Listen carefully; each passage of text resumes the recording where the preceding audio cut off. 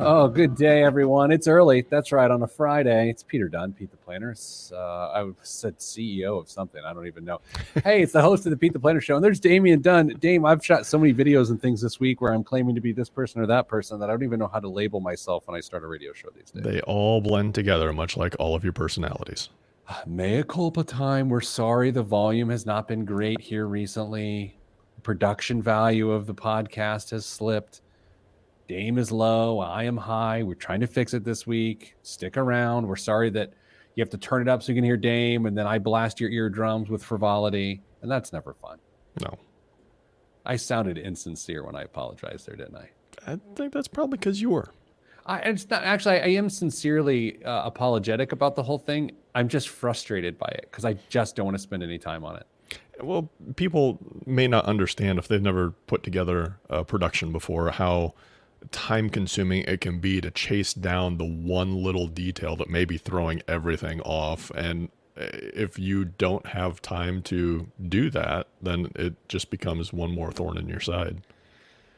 Those watching on Facebook Live and YouTube Live are wondering, why in the world is Peter in a three-piece suit, minus the jacket? Therefore, a two-piece suit, but a different variety. Going to a funeral today. So thank you for asking, everybody.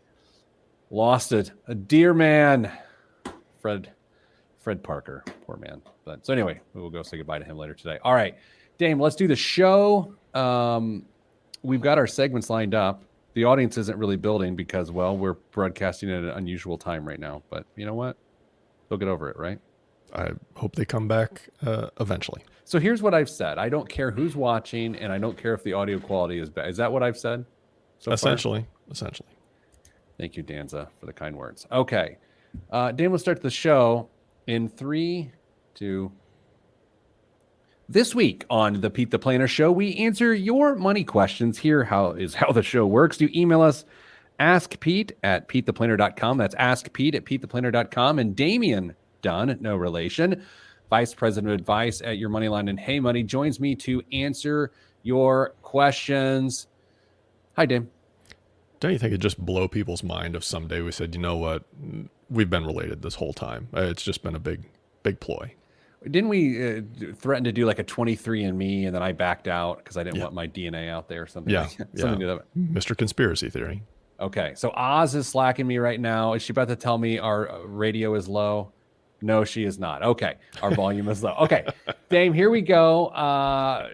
Several questions this week to go through here on the show. The first one revolves around a person's retirement. They emailed me, and I'm going to give it to you now. Dear Pete, my wife, 76, and I, 78, are retired. We both have a pension, our house is paid off, and our income greatly exceeds our expenses. We have over $1.2 million invested, and we haven't touched it and don't plan on touching it.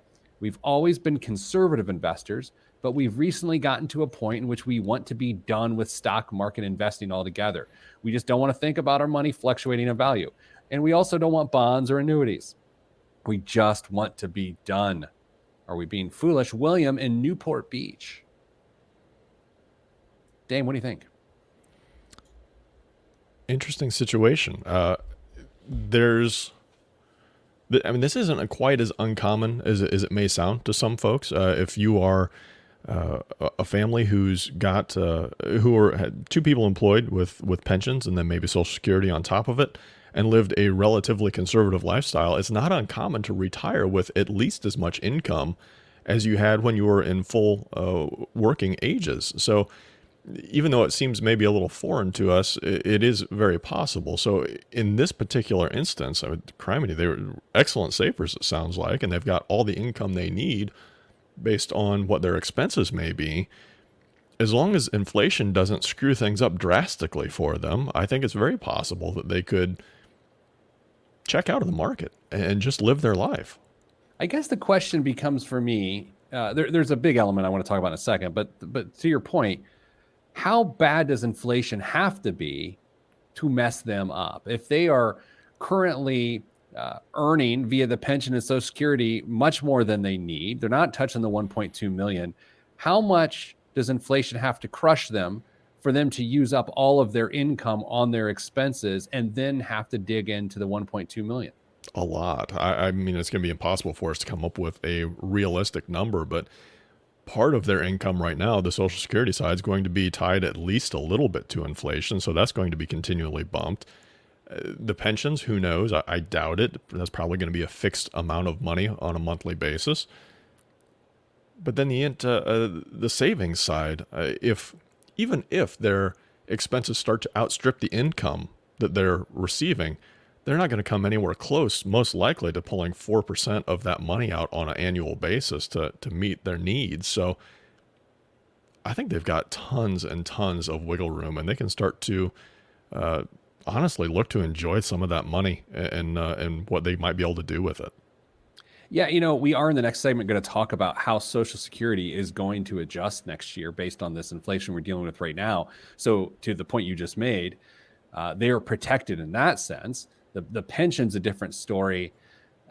Dame, what if this person wasn't 76 and 78 years old, they and their spouse, and they were 36 and 38 years old, and they had a $100,000 nest egg, and they also wanted to be done with the market? Is our guidance the same for that person? I can't imagine it would be for that case. They'd have to show me a way that they are planning on building that nest egg with similar market type returns. I mean, there are ways to do it. You could feasibly get into, well, once upon a time, you could feasibly get into real estate and have a different sort of income stream set up. Who knows what the real estate market, especially for rentals, is going to look like going forward. It's just maybe a little bit too early to tell on that side. But there's a need that everyone is going to have to account for once they get to retirement. And I don't care if you get it through the stock market or an annuity or bonds or real estate or owning a business until you die and just take profits out of it. However you decide you're most comfortable getting there, fine. But let's really crunch the numbers and make sure that it's a reasonable approach for you. Yeah, I think what's different about this 76-year-old and 78-year-old compared to a 36 and a 38-year-old is this 76 and 78-year-old have earned the right to be done with it. When you're 36 and 38 and dismayed with the market or whatever, or fluctuations, unfortunately, to no fault of your own or fault of your own, you haven't earned the right. That's the nature of sort of the financial privilege these people have created for themselves. So I think they can be out of the market. I will note one thing that concerns me about this situation, though, quite a bit, and it has nothing to do with the market. These people are doing well. They got plenty of money, plenty of income. Dame, what happens when someone has a long-term care need or an in-home care need? That is a problem. And so I wrote about this actual question in my USA Today column this week. And asset-based long-term care would be a beautiful thing for these people. Yeah, I think this one fits really, really well. They could just put one lump sum of money towards that sort of protection, never have to worry about ongoing payments in the future. And it's money money they aren't currently using. Who knows if they will need it in the future, but they aren't currently using it. So that would add an additional layer of protection to make sure that both of the folks in that relationship are covered in the event of something really horrible happening to them down the road. Yeah, we did a participant event yesterday for your Moneyline clients. And Dane, we talked about being present in your own financial life during that event. And I think this is a really good example. This email of William, who emailed us, is present. He's saying, you know what? I'm taking a look at what's going on right now, and this is no longer making sense to me. And that's what I really dig about this, is that you and I have investment objectives right now. You and I have things we have to worry about. And as we get older, 30 years older, those things are going to shift, and you have to be present. Otherwise, you're just going to lead to more heartache. And so I'm a big fan of this email from William, because I don't think enough people ask him themselves this question. And I also think, and even though you and I are a pro financial advisor, I think a lot of financial advisors talk people out of this sentiment, in my opinion. I was just about to ask you if you think William has a financial advisor. I think he does, because I think something is telling him, other than just conventional wisdom, to stay invested. What do you think? That's my suspicion, because it would be really difficult for a lot of financial advisors to have a $1 million plus account and have the person say, you know what, I just want to be in cash. I don't want you to manage the money anymore. I just want it to sit and I'll use it when I need it. Thank you for your services. I'm moving on. Isn't that basically $5,000 to $10,000 of lost revenue for a financial advisor, somewhere in that range, if they lose this client who then goes to a series of bank accounts that have the proper level of FDIC coverage? Yeah, and it was probably a really low risk, low effort account as well, because they didn't really need the money. The income was being provided by the different income streams between the pension and the Social Security. Yeah, the time, not that advisors don't spend time on everyone's particular accounts, but this William guy, just how he writes, seems pretty low maintenance, pretty laid back. So yeah, I am now I am curious that we bring that up. Like, how much is his advisor, if he has one, trying to talk him into staying? Because the guy brought up annuities, so maybe his advisor brought up annuities. True. Maybe that's the tell on this one. Anyway, William, yes, in our opinion, you have earned the right to be out of the market, but certainly make sure that you're using FDIC the right way with your certain bank accounts and get the right, proper coverage that way. Dame, coming up after break, we're going to hit the tail end of this with the Social Security adjustment coming next year because of inflation. All that's next on the Pete the Planner Show. I'm Pete the Planner. My man Roy popped in to say hello on Facebook. Roy and I were financial advisors together for early part of my career. Hello, Roy.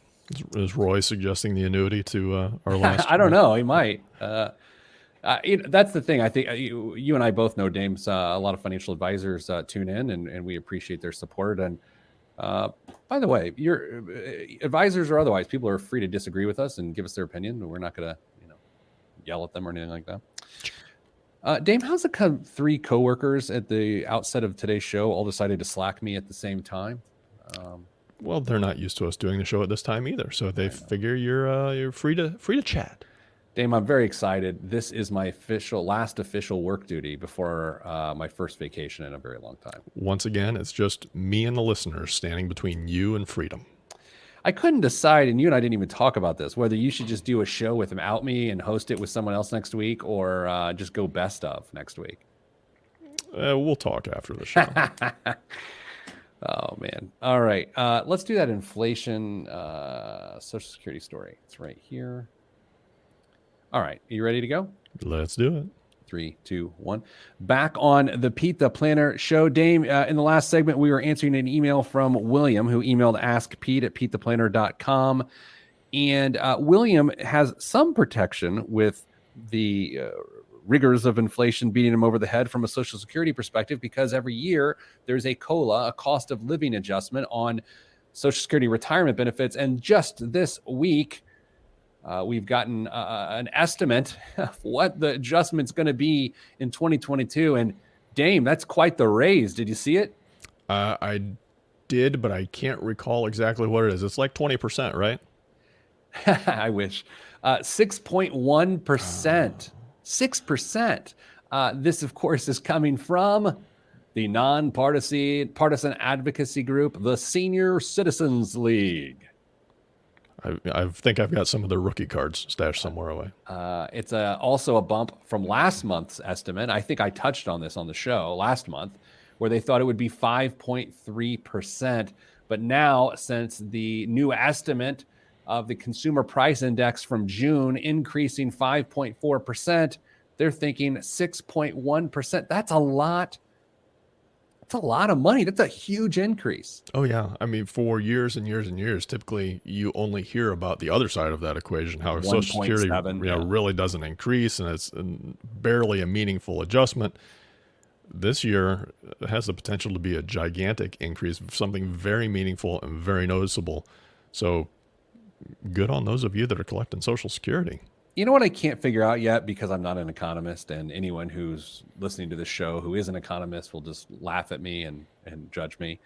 Dame, typically, if we're dealing with an inflationary environment, don't we typically see higher interest rates in an inflationary environment? Therefore, you're also going to see like a CD at a bank paying 8% be to keep pace with all this stuff. Am I stating that wrong? Am I just showing how little I know about economics? No, it's not Probably. uncommon. If we think about the last time we had a very high inflationary period in the U.S., which would have been late 70s, early 80s, mortgage rates were I think in double digits in some instances. Interest rates were incredibly high. People were talking about CDs that they had that were paying potential double digits if they were long enough.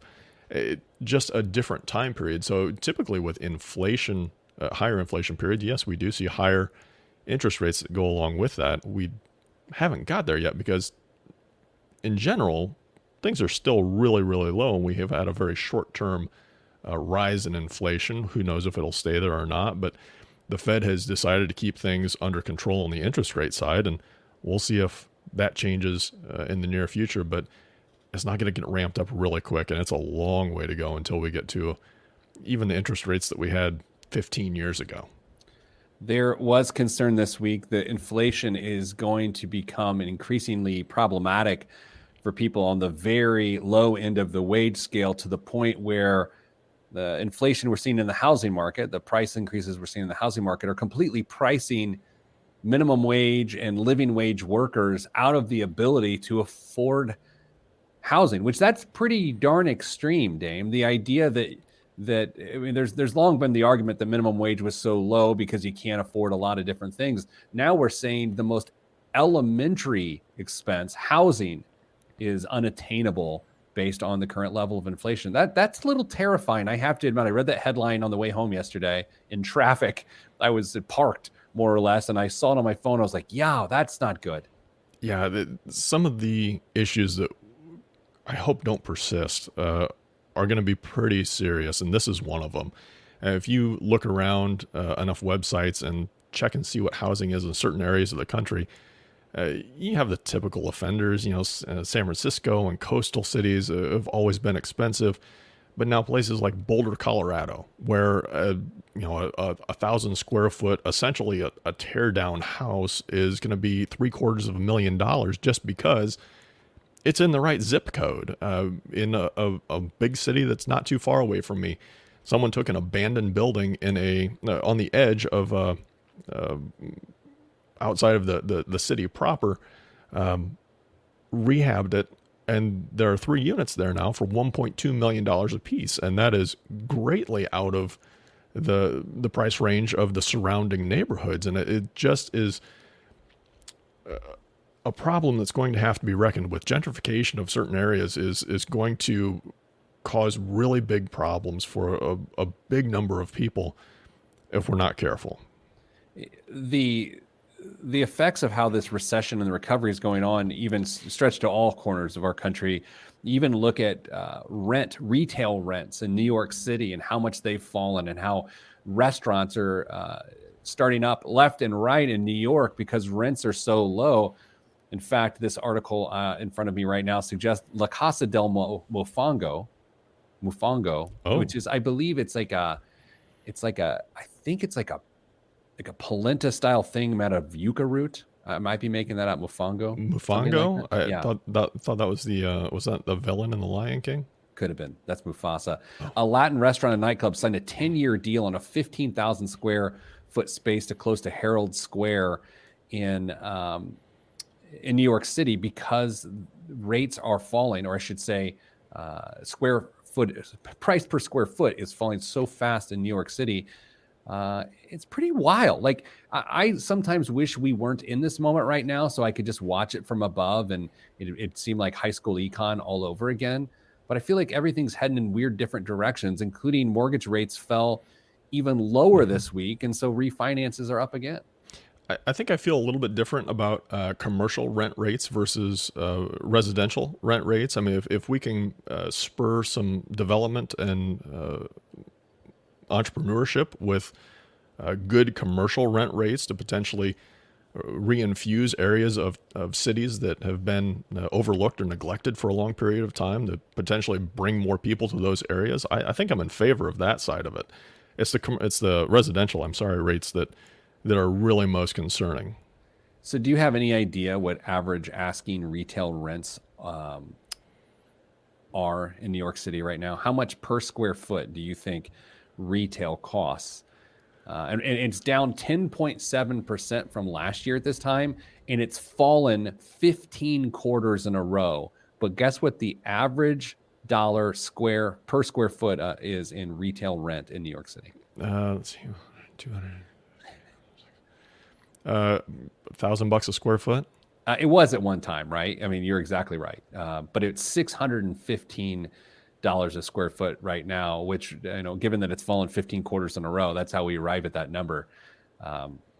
And again, as we've talked on this show for well over a year, if not for 12 years, the stock market and the economy are not the same thing. Well, as the stock market continues to give us some very nice returns, some pretty interesting signals of what could be, you still end up with economic stories like this, which are jarring and just make you think, like, at what point do the market and the economy cross back over and meet back up, I guess I should say, like they did in March of 2020, where both were just getting beaten pretty badly. And that's why, if you and I knew that answer, we'd be doing this show from the Caribbean with great audio. Maybe emailer William knows something, and that's why one's completely out of the market. I mean, look, going back to that last segment for a second, and even I guess it crosses over to this segment, isn't it nice to eliminate different areas of worry in your life? And this idea that if an area of worry is that your money's constantly fluctuating, you can permanently put an end to that. I mean, that is both true, and the fact that you're losing buying power because of intense inflation makes it not true. But I guess I'm just jealous of William. Yeah, and you know what? He should be celebrating right now. He's earned that right, and he shouldn't have any stress over this decision. So I hope he comes to peace with it. What are the chances that 78-year-old William listens to the radio show and he's just not like a reader of the column? Maybe he just listens while he mows the yard. Yes. All right, Dame, let's do this. Let's take a break. Coming up after the break, I got a great question from a friend of mine about how do you get your teen set up to invest and save money. We're going to talk about that next, and a banking story, of course. I'm Pete the Planner, and this is the show. All right, Dame. So for those in the saga of my kids' banking issues, my prediction last week of what would happen when I took Ted into the bank because his account went dormant and they were charging him monthly fees because of it, basically exactly what I said would happen happened. Mm-hmm. It was not the best way to end the week. It was really frustrating. No, but I'm glad Ted got a chance to experience what living life with a celebrity dad is like. Oh, that hurts. That was below the belt. And you said it because you knew it would make me mad. That's the best part. Yeah. I hate you in a good way. Thomas, if you're listening, I do not hate your father. I love him very much. I mean, appropriately. Right. That'd be a big explanation too. All right. So Dame, let's hit this. This is talking to kids about money, teens. What do you do? This, that, and the other in 3, 2, 1. Back on the Pete the Planner show. Dame got an email from a friend named Eric. I'm not going to give you his last name. I'm not trying to share my friends with you. And he had a question. He has a teen son, and he had a question about, like, how can he get the kid investing and all these sorts of other things. So let's hit it. Hey, Pete. My almost 16-year-old has saved about $1,400 in allowances, birthday stuff, doing extra work around the house, etc. I got him a local checking account balance of about $445 last year with a debit card so he could do some spending on his own. And now the $1,400 is just chilling in the savings account. As you know, the interest from the savings account is trivial these days. We are trying to demonstrate that poking some money away to grow is what responsible people do. So is there a better way to make that $1,400 work for him? Eric, now, Dame, this is a more complicated question than one might think, because there are 3 elements at play here. The first 1.5 are going pretty well. Give a kid an account to spend out of and how they see how commerce flows. Ideally, income goes into that account and fills it and it comes back out. So the $445 check, the need to have a checking account and debit card and teach how digital currency works, check. It works. Thank you. The second aspect of this is savings, which I also think is a really incredibly valuable lesson to store money away for later, for safekeeping. However, the third point really gets lost in this because you can't grow money in a savings account. The need and desire to have money grow is important. You can't find it here, which is why we need to introduce a whole other concept to Eric. Your thoughts? I agree. While you were talking, I did have a question that I want to run past you, and I think it might be an interesting concept to introduce to Eric Jr. or whoever it may be. Sure. How early is too early to introduce the concept of an emergency fund to someone? Yeah, that's a really good point. That's interesting. I've never thought of it that way. I guess, I mean, this is as good a time as any at 16 or even 12, as I think about my daughter, trying to teach her about checking and savings. I think it's hard to get your head around a financial emergency and like what the volume of that is or the magnitude of that at that age. But to be fair, you and I both know a lot of adults that can't get their head around that either. Yeah, that's a good point. I don't know how you think about that. I think maybe if you expand on that idea, maybe this is the point where you talk about the buckets for them at this point. You have a piece of money that is set aside for emergencies, even though mom and dad are going to cover any emergencies that arise in your life at this point. But still, the concept is good to understand. And then you have that midterm bucket where you can expose that money to a little bit of risk and invest and do whatever you want to figure out. Because honestly, if you're going to make some mistakes, make them now to figure out what you are comfortable with and aren't comfortable with. And then you've got that maybe that long-term bucket that you're not really filling up just quite yet because, well, frankly, it's not quite time necessarily. Unless you've got a job as a teen and you want to contribute to a Roth IRA or something of that nature, then by all means, absolutely go for it. But at this point, maybe the bucket approach is not a bad idea to start introducing your children to. That was my answer too, right? It was, go figure. Keep the 445 in the checking. That's bucket one. Bucket two, we're going to call the savings account at $1,000 and just cap it 1,000, which leaves us $400 at the top end, or any other deposits, future deposits this person wants to make to go into the investing bucket. And I think if you're going to teach a teen how to invest, there's a good ways to do it, and then there's very common horrible ways to do it. And so what I recommended is they go with a very large traditional trading company, investment company like Fidelity or Ameritrade or something like that. Get up a sort of a teen account set up. Fidelity has a new teen brokerage account. I think we talked about it a few months ago on the show. And here's what I would recommend. I would put half of whatever is going to be invested in a boring index fund, and I would put half in a consumer-based stock that interests the kid. And then I would just watch things happen. What do you think? Yeah, I think that's an interesting approach to make sure that the individual, the child, gets exposure to two of the more common ways of investing. You've got the one that takes in everything into aggregate, and then you also have the individual equity as well that they care about, they're passionate about, but then they can learn about following headlines and looking at prices and all that good stuff. If they're a real nerd, they can go look at tax disclosures and try and figure out what all that means. But I have no problems letting someone who's just getting started get their feet wet a little bit. And honestly, here, I thought you were going to say, just go put it all into cryptocurrency and forget about it. No, that's what you would say. You would open a Robinhood account and then buy cryptocurrency. But I in not so many words, I did try to dissuade my friend Eric from having his son open a Robinhood account because gamifying this process is not what you want to teach at this point in time. You just want the natural ebbs and flows of the market, the numbers themselves to do the dancing, and not the graphics and confetti and everything else. Yeah, I think the temptation when you're young is going to be showing your friends what you got going on. And, hey, I've got a Robinhood account and here's what it's doing. Look, show them your phone and what's going on. No, honestly, it's okay if it's boring.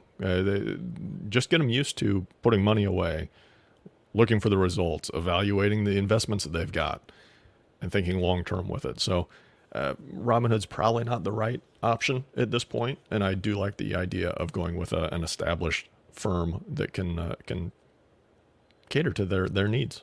It's now time for the segment. take a load of this guy, or take a look at this guy, or get a load of this guy. Dame, here's this guy. Dame, when I was in 6th grade, I used to look up my stock prices in the business section of the newspaper 4 days a week. 4 days a week? Yeah, for some reason, it wasn't 5 days a week. Like they would print Mondays prices on Tuesdays on Wednesdays on Thursdays on Fridays. And then for some reason, they wouldn't necessarily print Fridays on Saturdays. But sometimes on Sundays, they'd have a recap of the week, which made no sense because you've missed all the price movement. But yeah, that's how I would check my account when I was trading tobacco stocks back in my teens. Is I would wait for the paper to show up, and I'd look for the Philip Morris ticker symbol. Just walk around and high five the kids that were smoking outside of school. Yes, I was like, there was a whole campaign in the middle school of like, don't use tobacco, kick its butt, but it was like cigarette butts. And I was like, we got to look at the other side of this, And what's about this personal freedom stuff? I mean, you can't tell me what to do. Let me live my own life, man. At least let him chew. Yeah. No. But I guess the same thing can be said about the newspaper business in general today, which, boy, I'm treading pretty dangerously given I write for newspapers. But it's like you're reading what happened previously, not even close to in the moment. And whether that matters or doesn't matter, it does matter when you talk about financial markets, I guess. It depends on what your goal is. Is it long-term stuff? Who cares? Why are you checking it every day if it's long-term anyway? Because I was 16. What else was I going to do? Watch Thundercats reruns? Yeah, because you were that guy. I was that guy. All right, Dame. So that's our recommendation. Keep money in a debit card account for a teen to spend through. Have a set level of savings, 500, 1,000, 1,500, depending on what you have, and just have it sit there and be boring and have their back and be this junior emergency fund that I'm now going to have to get my head around, Dame, and come up with something innovative there, or maybe just have you do it.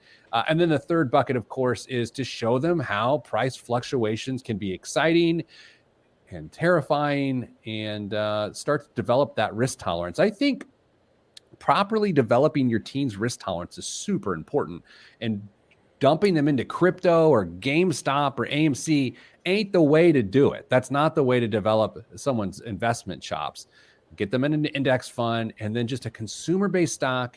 I mean, although you could argue, Dame, that GameStop would be appealing to a 16-year-old kid, have it be something like Krispy Kreme donuts or Starbucks, whatever kids are into.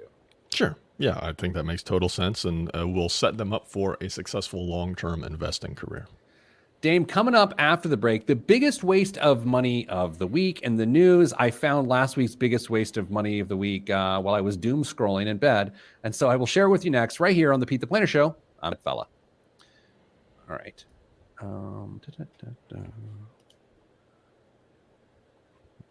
What was your first individual stock you owned, Dame?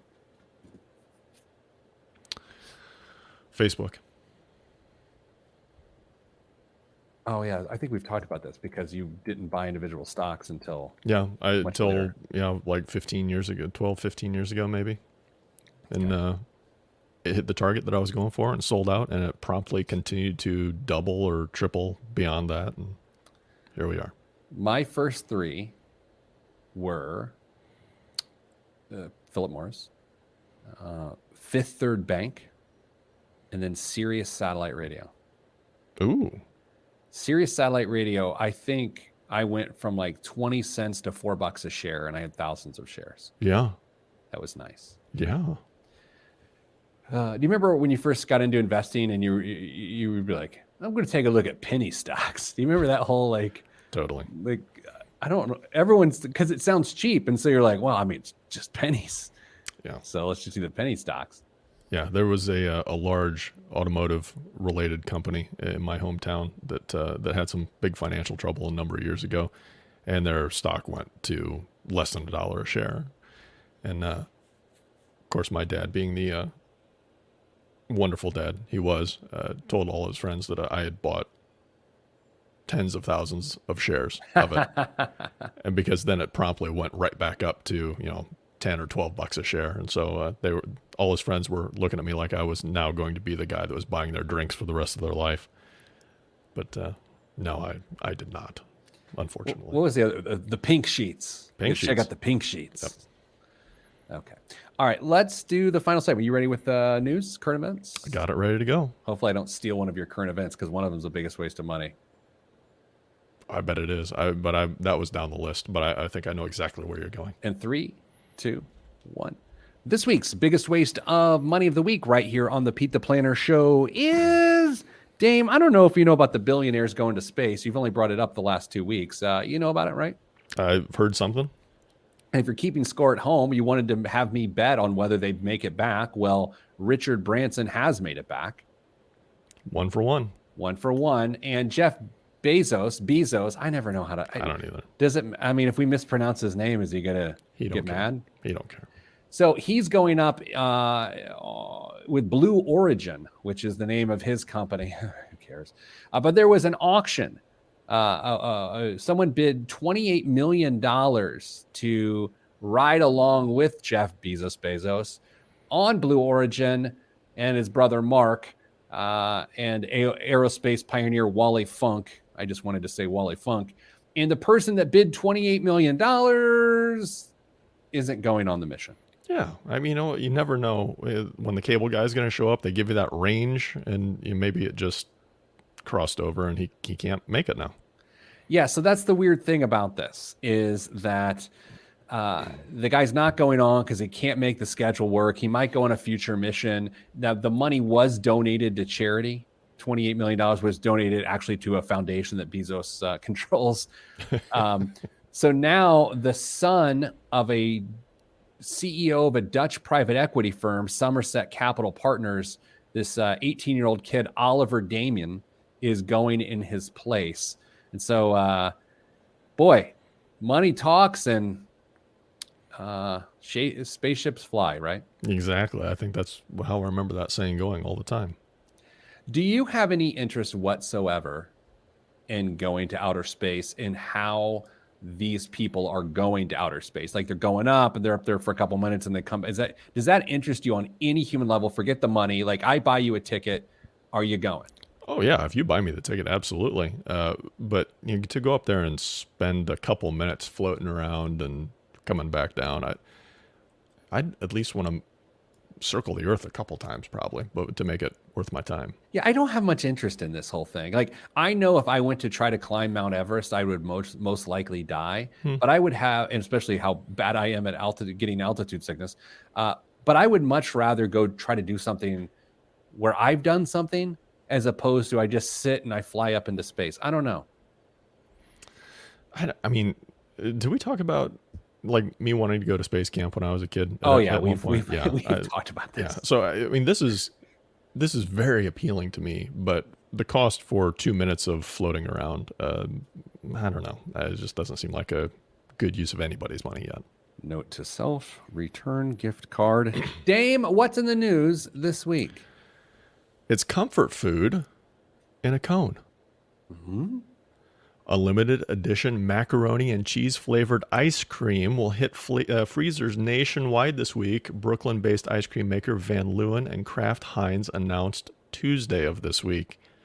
The cheesy frozen treat, and that makes me want to retch just saying it, went on sale for $12 a pint on Wednesday to mark National Macaroni and Cheese Day.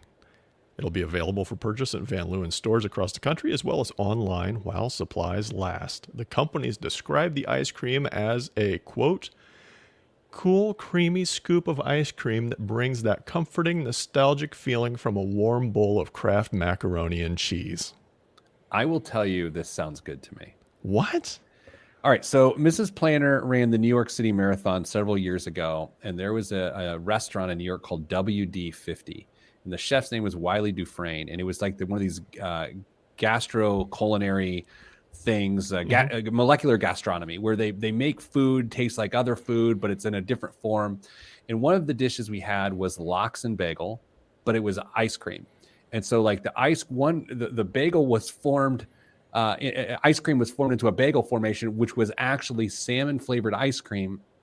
And then they had salmon-looking ice cream on top, which was actually cream cheese and everything seasoning. So like it just blew your mind, and you're eating it, and you think one thing's going to taste like one thing and another's another thing, but it all tastes like a beautiful, wonderful bagel, lox and bagel, except the fact that it's ice cream. And it was one of the most mind-blowing culinary experiences I've ever had. and I'm guessing the mac and cheese would not deliver on that.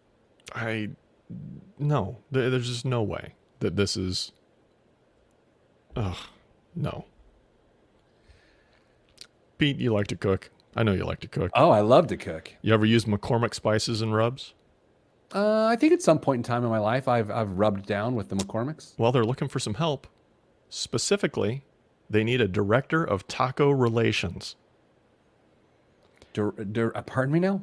A director of taco relations. As the director of taco relations, you'll be McCormick's resident consulting taco expert. You'll be their official eyes and ears for all things tacos.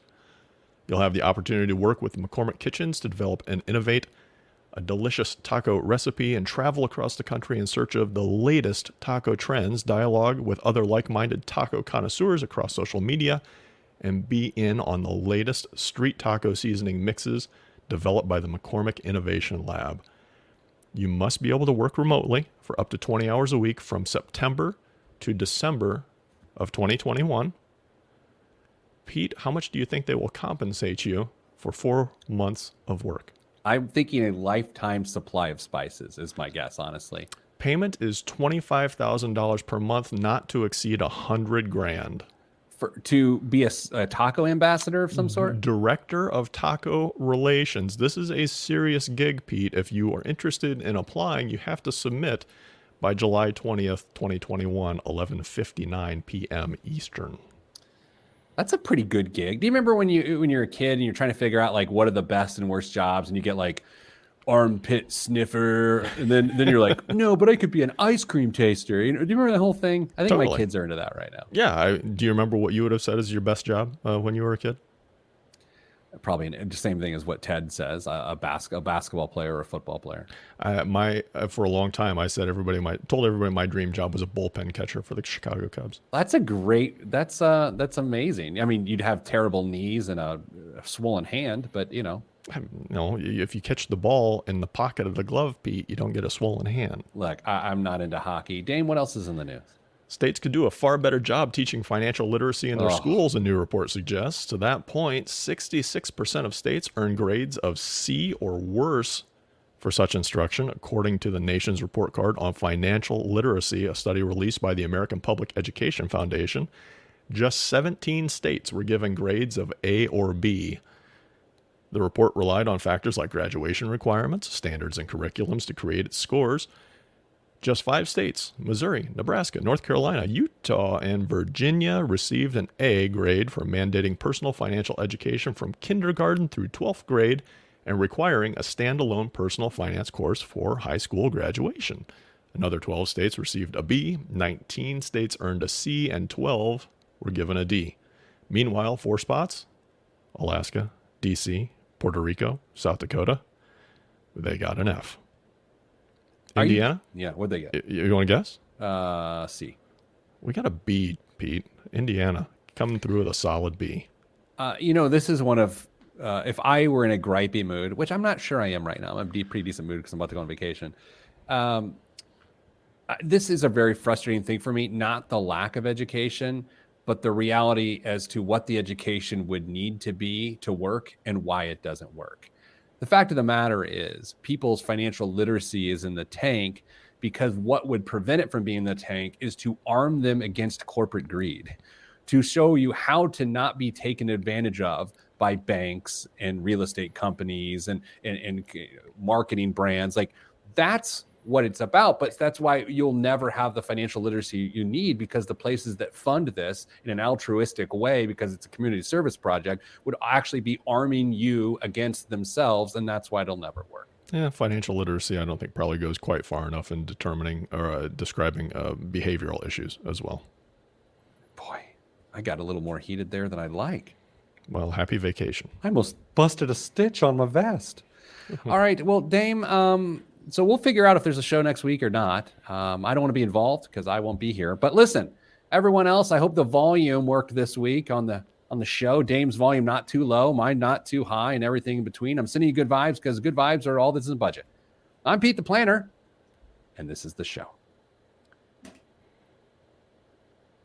Yeah, I'm not kidding. During the show, like everyone I knew called, emailed, or texted me or slacked me.